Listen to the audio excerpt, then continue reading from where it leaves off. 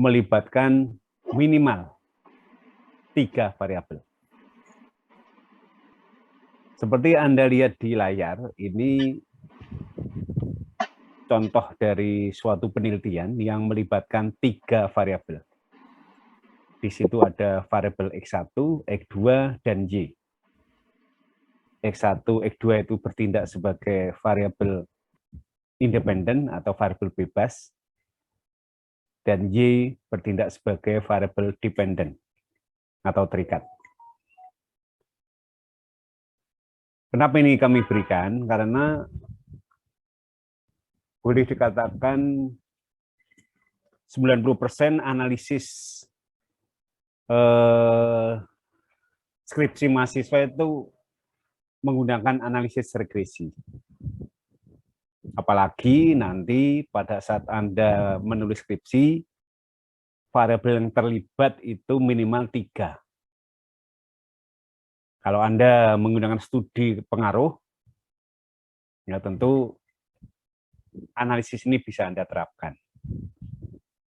Ya, untuk bisa menggunakan analisis ini, ya sekali lagi, sebetulnya kalau kita perhatikan di layar Anda ini kan terlihat data penelitian, ya data penelitian, isinya tentang skor-skor data, yang mana skor-skor data penelitian ini tentu kita dapatkan dari kuesioner, ya. Bisa juga data diperoleh dari data sekunder bisa, tetapi kalau Anda menggunakan kuesioner tersebut kan Anda sebarkan kepada responden, kemudian hasilnya diuji validitas, sehingga nanti akan menemukan beberapa pertanyaan yang valid, kemudian pertanyaan-pertanyaan yang valid kamu jumlahkan, nah hasilnya seperti ini. Nah, untuk memudahkan analisis regresi ini, nanti kita akan gunakan bantuan software namanya SPSS. Ya. Materi SPSS ini sebetulnya sudah kita berikan pada semester 3, yaitu lab statistik. Namun sekali lagi, karena masih pandemi, mungkin Anda belum pernah praktek langsung bagaimana menggunakan SPSS tersebut. Kecuali kalau Anda punya programnya sendiri, kemudian Anda olah sendiri, ya bisa. Tapi karena masa pandemi, jadi kita tidak melakukan pembelajaran tatap muka, jadi mungkin kita hanya belajar bagaimana memaknai output dari SPSS tersebut. Hari ini juga demikian, jadi hari ini kita akan mencoba memaknai output SPSS yang mana ini merupakan salah satu analisis dengan bantuan SPSS. Tentunya kalau kita ingin menggunakan analisis SPSS atau program SPSS, data-data ini harus di-input di SPSS, kemudian di-analisis atau di-running. Dari hasil running ini nanti akan kita dapatkan beberapa tabel. Ya. Di antaranya paling tidak ada 3 tabel. Yang pertama kita sebut tabel model summary, kemudian ada tabel ANOVA, dan tabel koefisien. Nah, di antara ketiga variabel tabel ini nanti sebetulnya yang akan kita gunakan untuk menganalisis data kita. Nanti karena Anda menggunakan regresi, tentu nanti kita harus membuat atau mencari persamaan regresi, menguji hipotesis, mencari besarnya pengaruh variabel berapa persen, dan sebagainya. Ya, kita langsung saja. Yang pertama kita akan jelaskan dari model summary atau tabel model summary. Nah, kalau kita lihat di model summary ini ada dua nilai yang sangat penting yang perlu kita perhatikan, yaitu pada kolom R dan kolom R square yang Bapak beri tanda warna merah. Kolom R ini sebetulnya adalah notasi dari suatu nilai korelasi atau suatu nilai hubungan antar variabel. Jadi kalau kita bicara nilai korelasi, yang sudah-sudah nilai korelasi itu intervalnya adalah 0 sampai dengan 1. Nilai korelasi yang mendekati angka 1 berarti kedua hubungan atau hubungan variabel ini mempunyai hubungan yang sangat kuat. Tetapi kalau nilai korelasinya mendekati angka 0, berarti hubungannya sangat lemah. Dan kalau tengah-tengah, itu tentu mempunyai konotasi hubungannya cukup kuat. Nah, seperti yang kita lihat di sini, bahwa nilai korelasi itu tertulis 0,759. Artinya apa? Artinya bahwa variabel X1 dan X2 dengan Y itu mempunyai nilai korelasi atau nilai hubungan sebesar 0,759. Ini nilai korelasi, ya, nilai korelasi antara variabel X1 dan X2 dengan Y itu sebesar 0,759. Ya, jadi sekali lagi, R itu adalah merupakan nilai koefisien korelasi antar variabel. Tergantung variabelnya ada berapa di situ. Sedangkan R square, orang menyebut R kuadrat. R square itu kan bahasa Inggris ya. Square itu kuadrat. R square, R kuadrat sama. R square di sini adalah nilainya 0,576. Yang mana nilai R square atau nilai kuadrat R kuadrat itu sebetulnya adalah suatu nilai yang menunjukkan besarnya pengaruh. Besarnya pengaruh variabel independen terhadap dependen. Jadi kalau R itu nilai korelasi, kalau R square nilai pengaruh. Nah, karena kita bicara pengaruh, maka kita bicara prosentase. Kalau korelasi, desimal. Ya. Jadi R square meskipun ini hasilnya adalah desimal, maka nanti nilai desimal ini harus kita konversi ke persen. Jadi kalau 0,576 itu kalau kita berubah ke persen ya menjadi 57,6%. Nah, jadi dengan kata lain, kalau kita R kuadratnya atau R square-nya 0,576, itu artinya adalah suatu nilai yang menunjukkan besarnya pengaruh variabel X1 dan X2 terhadap Y sebesar 57,6%. Nah, itu kira-kira penjelasan tentang tabel model summary. Tapi untuk memudahkan pemahaman ini, coba kita perhatikan secara tertulis, bisa kita baca, meskipun tadi udah Bapak sampaikan secara lisan. Jadi di situ disebutkan nilai korelasi atau nilai R itu adalah 0,759. Yang mana nilai 0,759 ini kalau kita artikan itu adalah suatu nilai yang menunjukkan hubungan simultan. Simultan itu artinya hubungan secara bersama-sama.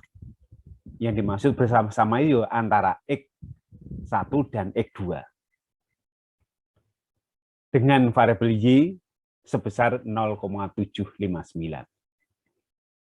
Nah, sedangkan R square tadi atau R kuadrat, atau di buku lain itu disebut koefisien determinan, nilainya 0,576, ini suatu nilai yang menunjukkan bahwa secara simultan atau secara bersama-sama variabel X1 dan X2 mempengaruhi variabel Y sebesar 57,6%.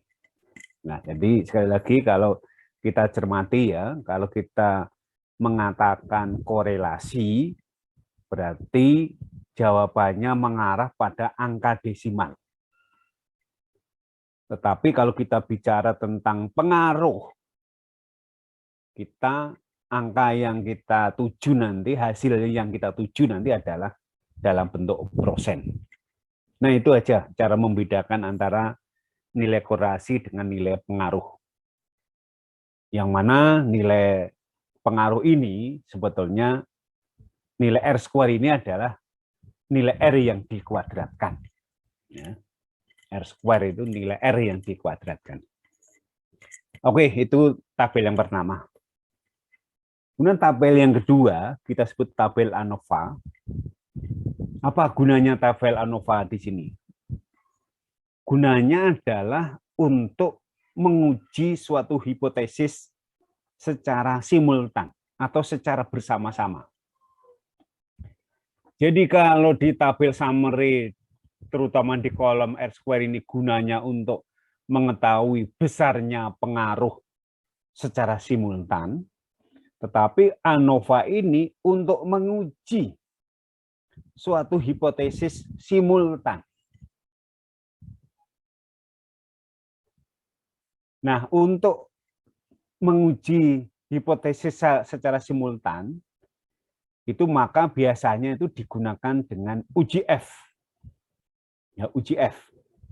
Nah, kalau Anda lihat di kolom F ini tertulis F, yang mana nilainya 18,326.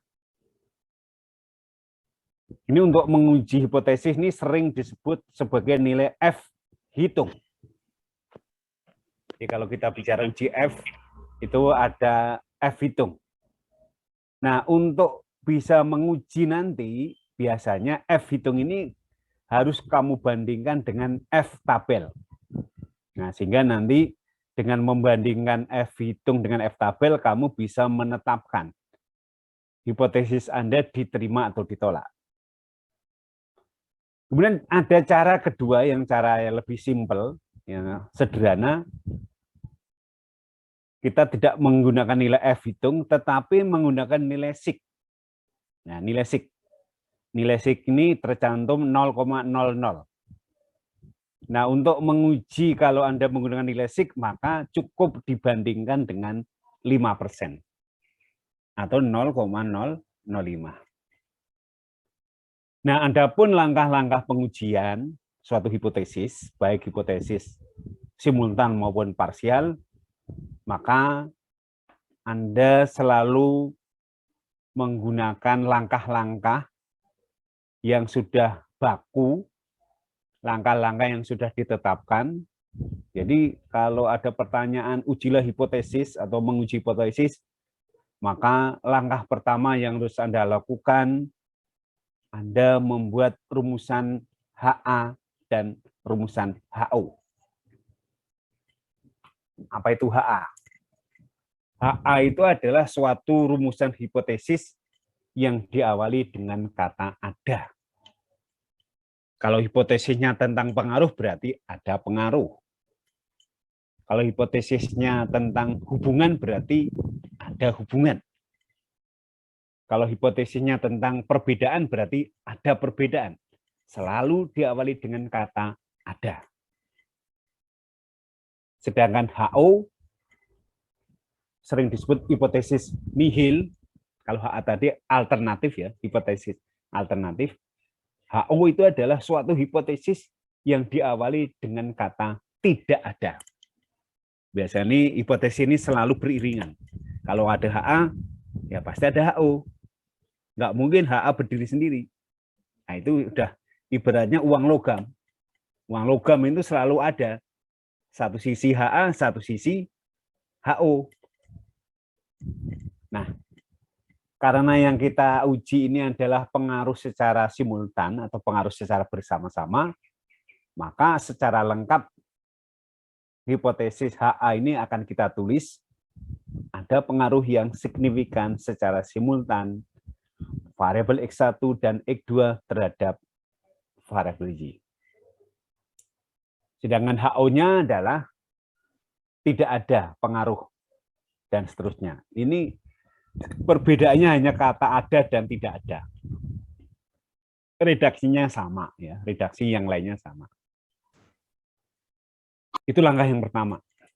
Kemudian langkah yang kedua, kita membuat kriteria dalam menguji, yaitu dengan menggunakan kriteria nilai sig.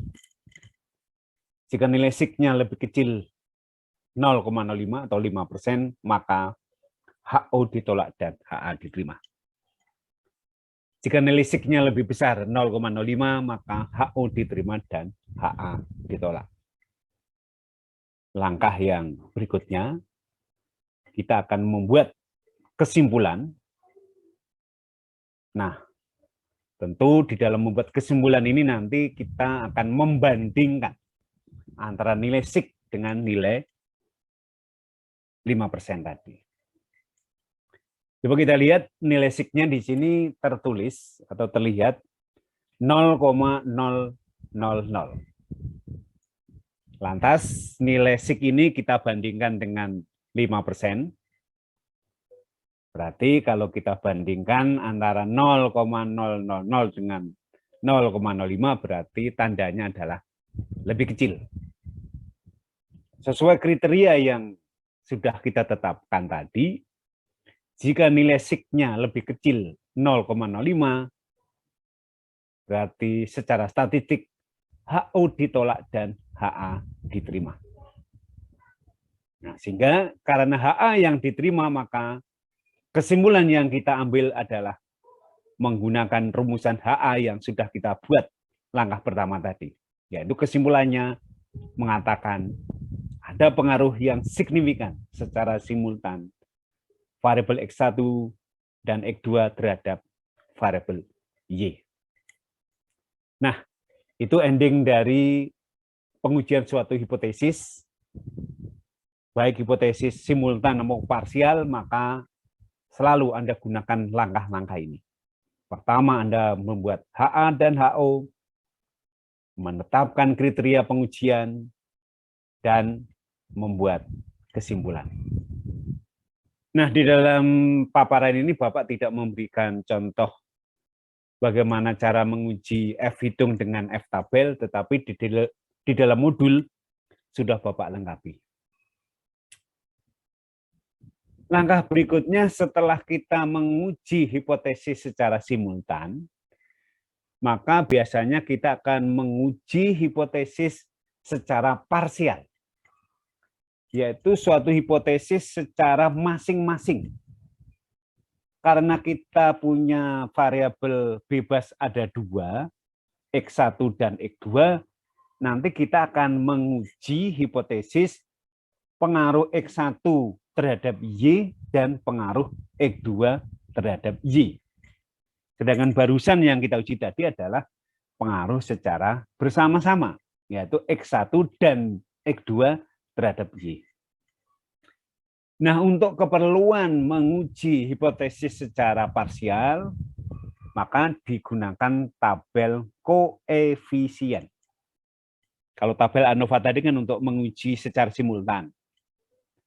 Nah, untuk menguji secara parsial digunakan tabel koefisien dengan uji T. Ya, kalau simultan uji F, kalau parsial uji T.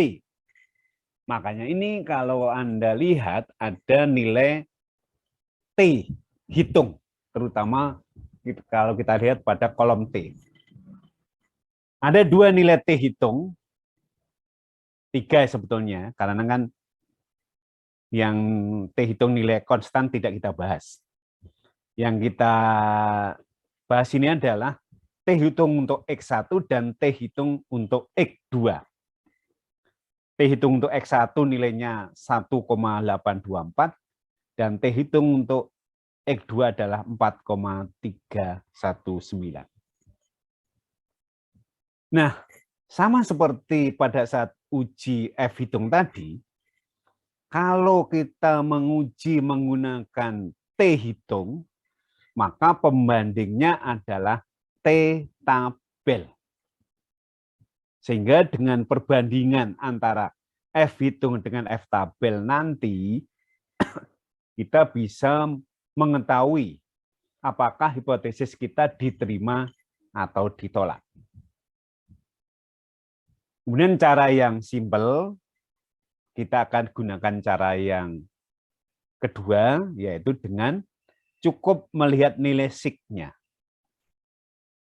Ada dua nilai sig di sini, untuk X1 nilainya 0,079 dan X2-nya adalah 0,00. Nah, kalau Anda mengujinya menggunakan nilai sig, maka pembandingnya 5% atau 0,05. 5% itulah sebetulnya merupakan nilai margin error, taraf kesalahan di dalam menguji di dalam bidang ilmu sosial. Baik, akan kita uji hipotesis secara parsial itu ada dua, yaitu pengaruh X1 terhadap Y dan pengaruh X2 terhadap Y. Yang pertama, tetap saja kita harus menggunakan langkah-langkah di dalam menguji. Yang pertama, membuat rumusan HA dan HO, karena yang kita uji adalah X1 terhadap Y, maka kita bisa sesuaikan kalimatnya. HA-nya berarti kan ada pengaruh yang signifikan secara parsial, ya, variabel X1 terhadap Y. HO-nya tidak ada pengaruh, dan seterusnya. Kriteria yang kita pakai sama pada saat kita menguji simultan tadi, menggunakan nilai sig. Jika nilai sig-nya lebih kecil 0,05, HO ditolak dan HA diterima. Jika nilai sig-nya lebih besar 0,05, berarti HO diterima dan HA ditolak. Kemudian kita akan buat kesimpulan dengan jalan membandingkan nilai sig dengan 5%. Coba kita lihat nilai sig untuk X1 nilainya adalah 0,079. Kita bandingkan nilai sig ini dengan 5%. Kalau kita bandingkan ternyata 0,079 dengan 0,05 tandanya lebih besar. Ya, tandanya lebih besar ya. Sesuai kriteria yang sudah kita tetapkan tadi, jika nilai sig lebih besar 0,05, berarti HO diterima dan HA ditolak. Karena HO diterima, maka kesimpulan yang bisa kita ambil adalah tidak ada pengaruh yang signifikan secara parsial variabel X1 terhadap Y. Ya. Jadi kalau HA yang diterima kesimpulannya ada pengaruh, kalau HO yang diterima berarti kesimpulannya tidak ada pengaruh yang signifikan, dan seterusnya. Itu hipotesis parsial yang kedua. Selanjutnya kita bisa menguji juga hipotesis parsial yang kedua, yaitu pengaruh X2 terhadap Y. Tetap kita harus menggunakan rumusan HA dan HO sama, cuman kalimatnya kita ganti, yang tadinya X1 kita ganti X2, kemudian kriterianya juga masih menggunakan kriteria yang sama.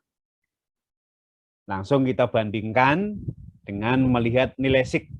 Ya, nilai sig-nya adalah 0,000. Kita bandingkan dengan 0,05. Kalau kita bandingkan antara 000 dengan 0,05, tandanya tentu lebih kecil. Sesuai kriteria yang kita tetapkan tadi, jika nilai sig-nya lebih besar, yang lebih kecil 5%, berarti HO ditolak dan HA diterima. Jadi kesimpulan yang bisa kita buat, karena HA yang diterima berarti kita harus mengambil rumusan HA, yaitu ada pengaruh signifikan secara parsial variabel X2 terhadap Y. Jadi ibaratnya kita punya 3 hipotesis. Hipotesis yang pertama tadi adalah secara simultan, setelah kita uji pengaruhnya signifikan tadi. Hipotesis yang kedua, parsial, X1 terhadap Y pengaruhnya tidak signifikan. Dan parsial yang berikutnya, pengaruh X2 terhadap Y setelah kita uji, hasilnya adalah, pengaruhnya adalah signifikan. Nah, itu cara-cara menguji suatu hipotesis di dalam analisis regresi. Jadi sebetulnya di dalam analisis regresi ada hipotesis yang sifatnya simultan dan parsial. Nah, kemudian yang langkah yang berikutnya di dalam analisis regresi, biasanya kita akan membuat persamaan regresi. Nah, adapun kalau kita membuat persamaan regresi, maka yang perlu kita perhatikan di dalam tabel koefisien itu adalah pada kolom B. Nah, kolom B. Nah, kolom B itu ada nilai konstan dan ada nilai koefisien regresi. Ya. Nah, kalau kita lihat nilai konstannya itu adalah 9,482. Nilai konstan biasanya di dalam persamaan regresi itu diberi lambang dengan huruf A kecil. Sedangkan di bawahnya ada nilai 0,212, ini merupakan nilai koefisien regresi X1. Atau di dalam persamaan regresi, lambangnya adalah huruf B kecil B1. Dan di bawahnya lagi ada nilai 0,540. Ini merupakan koefisien regresi X2 dan diberi lambang B2. Nah, dari beberapa nilai ini, baik A, B1, dan B2, selanjutnya kita bisa menulis secara lengkap persamaan regresinya menjadi Y sama dengan 9,482 ditambah 0,212 X1 ditambah 0,540 X2. Itu persamaan regresi yang dihasilkan. Nah, tentu kita harus bisa menjelaskan makna dari angka-angka yang tercantum di dalam persamaan ini, mulai dari nilai konstan, kemudian koefisien regresi, dan sebagainya. Yang pertama nilai konstan, lambangnya A tadi, sudah Bapak katakan, nilai konstan A 9,482, ini artinya apa? Artinya jika nilai X1 dan nilai X2 tidak ada itu nilainya 0, maka nilai Y sebesar 9,483.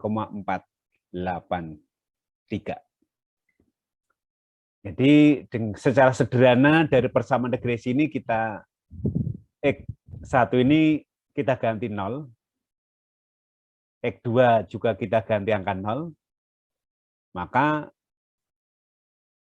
kalau suatu nilai dikalikan 0, maka hasilnya 0. Maka tinggal nilai Y. Nilai Y ini sebesar 9,482. Maka inilah yang kita sebut sebagai suatu nilai konstan. Sedangkan 0,212 kita sebut koefisien regresi B1, ya.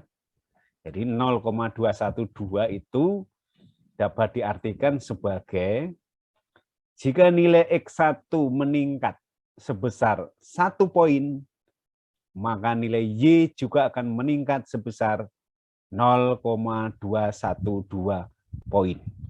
Ya. Jadi kalau nilai X1 tambah 1, maka nilai Y juga nambah 0,212.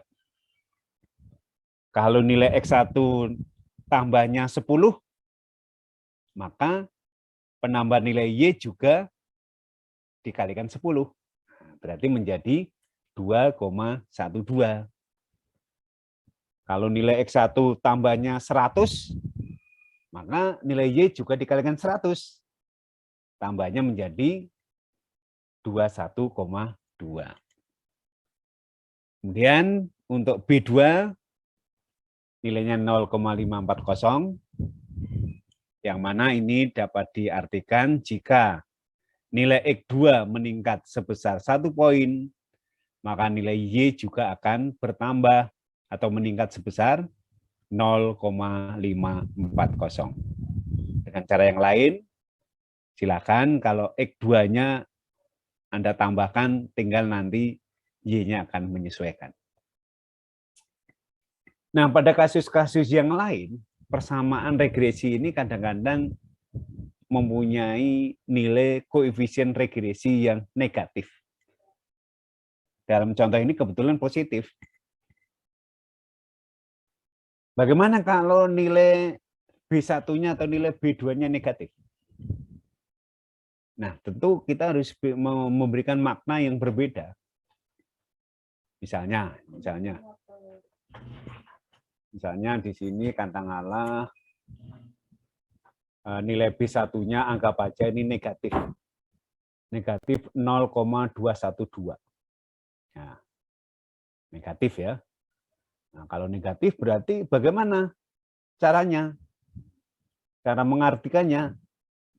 Ya, kalau tadi positif itu kalau X-nya naik, Y-nya naik, maka kalau negatif, X-nya naik, Y-nya turun.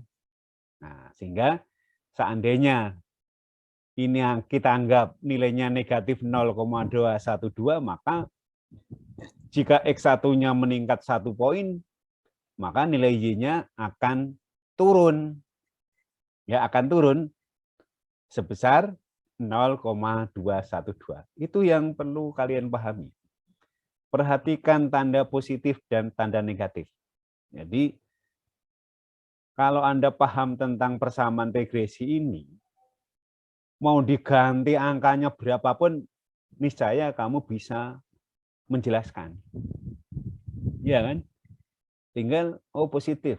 Positif itu kalau X-nya naik, Y-nya naik. Ya, sesuaikan angkanya. Kalau negatif berarti kalau X-nya naik, Y-nya turun. Sesuaikan angkanya di situ. Nah, itu. Kemudian langkah yang berikutnya, di dalam analisis regresi, biasanya kita harus mencari besarnya pengaruh efektif dan relatif, atau boleh dikata kita ingin mencoba mencari besarnya pengaruh masing-masing variabel bebas. Ada 2 di sini ya, variabel bebas, yaitu X1 dan X2. Tentu nanti kita akan mencari besarnya variabel, mencari besarnya pengaruh variabel X1 berapa persen, besarnya pengaruh X2 berapa persen, sehingga kedua pengaruh ini kalau kita jumlahkan akan menghasilkan pengaruh secara simultan tadi, yang dari awal tadi. Jadi penjumlahan masing-masing variabel bebas ini kalau kita jumlahkan nanti akan ketemu namanya pengaruh simultan yang di depan tadi berapa tadi? 57,6%. Nah, gitu ya. Nah, kemudian untuk mencari besarnya pengaruh relatif atau sumbangan relatif, tentu kita nanti juga harus SE-nya dicari dulu. Nah, untuk mencari sumbangan efektif X1 atau variabel X1,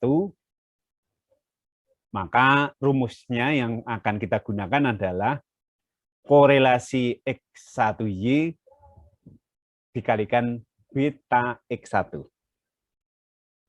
Sedangkan untuk mencari sumbangan efektif variabel X2, korelasi X2Y dikalikan beta X2. Setelah sumbangan efektif ini kita dapatkan, baru kita bisa menghitung sumbangan relatifnya. Nah, mungkin muncul pertanyaan, lalu angka-angka korelasi ini didapatkan dari mana? Nah, tentu nilai korelasi yang dimaksud ada Rx1Y dan Rx2Y, ya nanti kita akan gunakan output SPSS yang ada.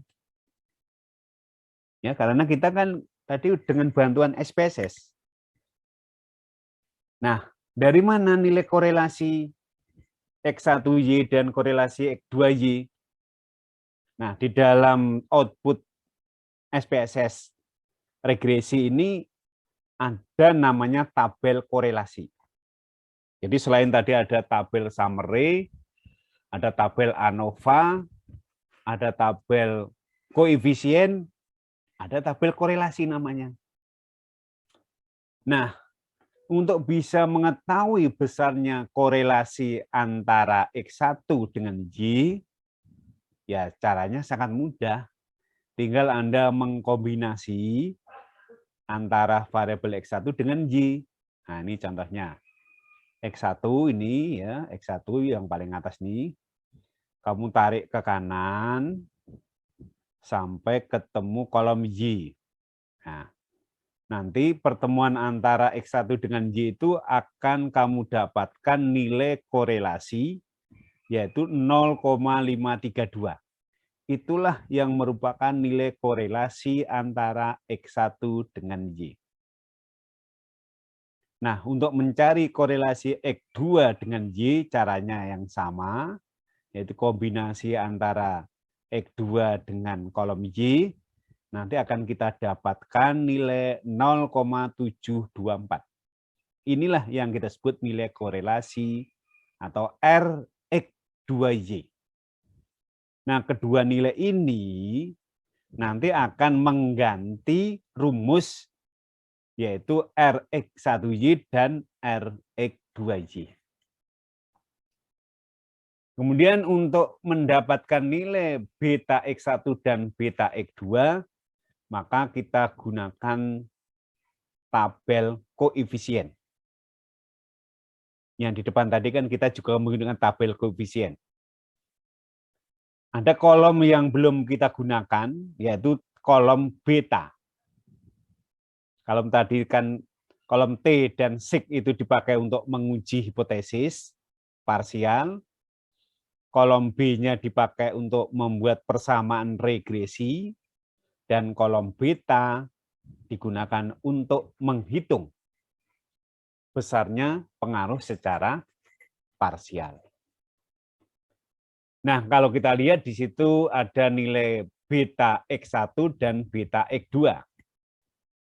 X1 nilai betanya 0,256 dan X2 nilai betanya adalah 0,607. Kedua nilai ini nanti akan mengganti rumus yang ada tadi, yaitu beta X1 dan beta X2.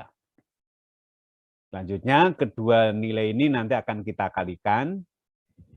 Ya, ini bisa Anda lihat, kalau kita kalikan korelasi Rx1Y kali beta X1, nilainya bisa Anda lihat juga di situ. 0,532 kali 0,256 hasilnya adalah 0,137 atau 13,7%. Dengan demikian sebetulnya kalau ditanya berapa persen berapa persen pengaruhnya variabel X1 terhadap Y? Jawabannya adalah 13,7%.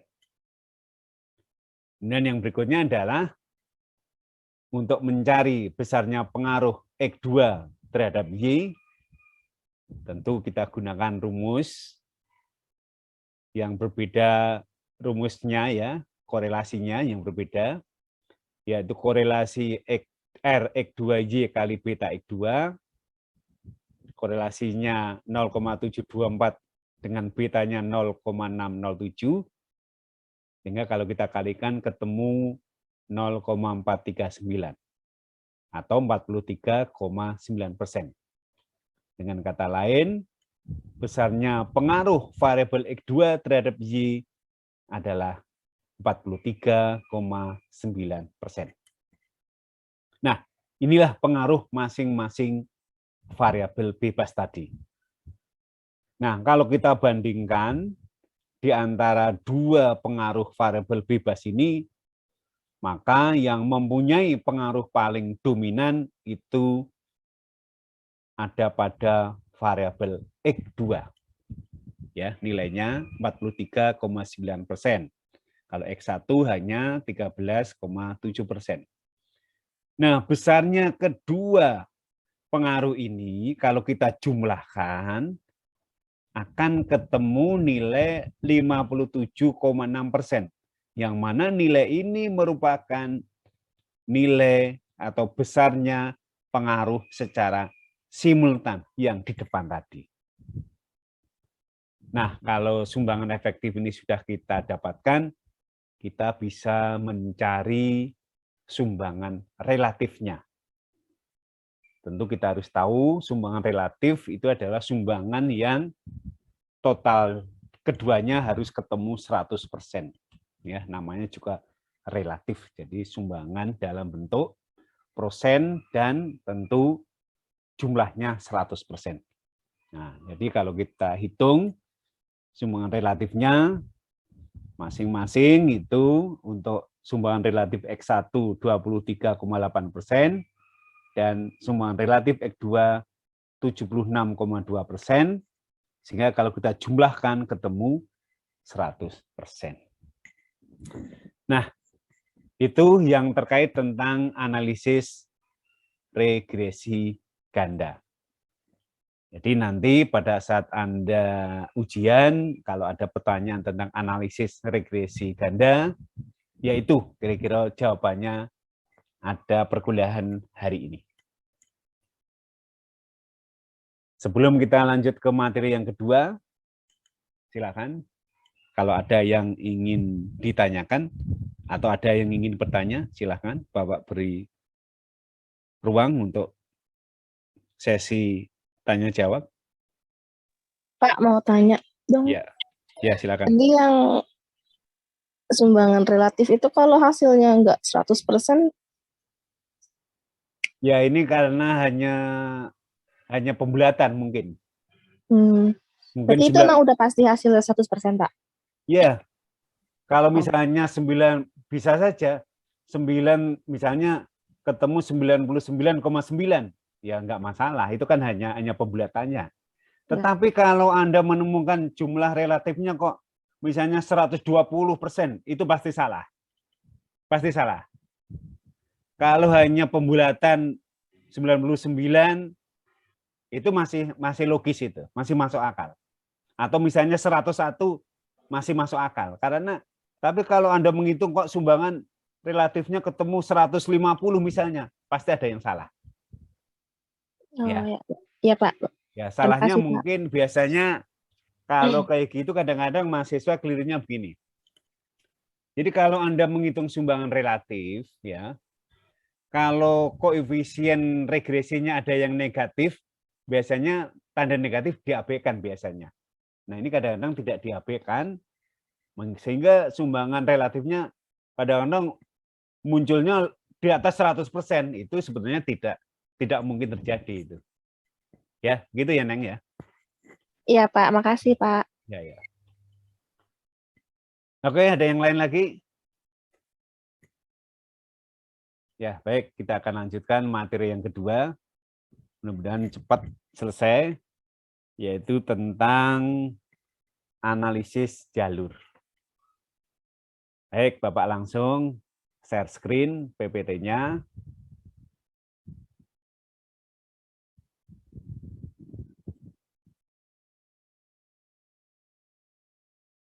Ya, analisis jalur atau sering disebut path analisis. Ya, jalur itu path. Ya. Nah, sebetulnya analisis jalur ini